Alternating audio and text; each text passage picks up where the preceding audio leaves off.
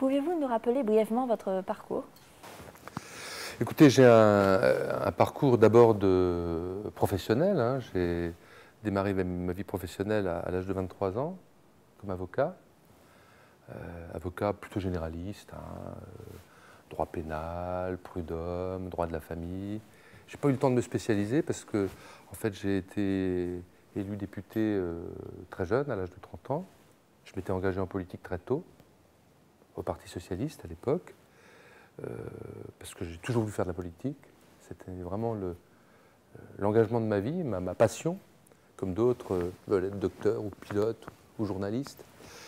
Et j'ai ensuite tout de suite démarré à la commission des lois, à l'Assemblée nationale, qui, mettez-vous dans le contexte de 81, était un contexte très dense, quoi. La peine de mort, la décentralisation. Moi-même, j'ai été, dès fin 81, le rapporteur de la loi dite Quillot sur les relations entre les bailleurs et les locataires. C'est une grande, grosse loi, hein, qui, à l'époque, avait fait couler beaucoup d'encre. Et c'est là que j'ai appris les mécanismes parlementaires, le travail en commission, les amendements, la discussion entre l'Assemblée et le Sénat en commission mixte paritaire pour essayer de trouver un compromis in fine. Tout ça, ça a été vraiment ma formation, je dirais, à la fois parlementaire et de législateur. C'était certainement mes plus belles années de député, parce que la commission des lois, franchement, c'est celle qui m'a laissé les meilleurs souvenirs. Ensuite, j'ai été, à l'âge de 34 ans, j'ai été secrétaire d'État sous Mitterrand, hein, du gouvernement Fabius. J'étais au commerce, à l'artisanat et au tourisme. C'était pour moi un peu une ouverture aux questions économiques. Et puis, j'ai même été, lorsque Michel Crépeau, qui était mon ministre de tutelle, est devenu garde des Sceaux, à la fin de la législature, j'ai été pendant quelques semaines ministre du commerce, de l'artisanat et du tourisme. J'étais très fier. Et ensuite, j'ai fait plusieurs mandats de député, 4 en tout.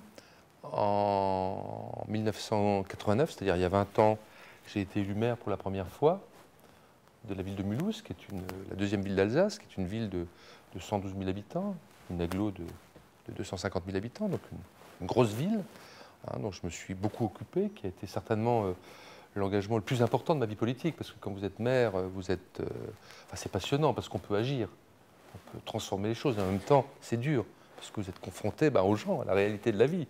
Hein, et puis, tous les 6 ans, vous mettez tout en jeu. Hein.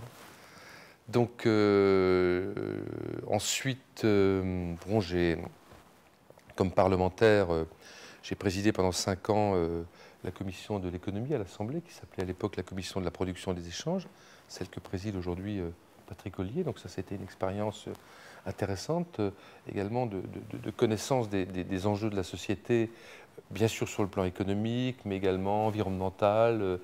C'était là que le Parlement a commencé à s'intéresser aux questions de déchets, d'énergie, de climat, on rappelle.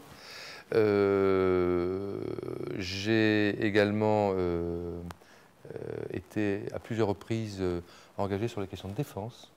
J'étais à la commission de la défense dans ces années-là, sous la présidence d'ailleurs de François Fillon, qui était un jeune et dynamique président, avec qui je m'étais bien entendu alors que nous n'étions pas du même bord politique à l'époque.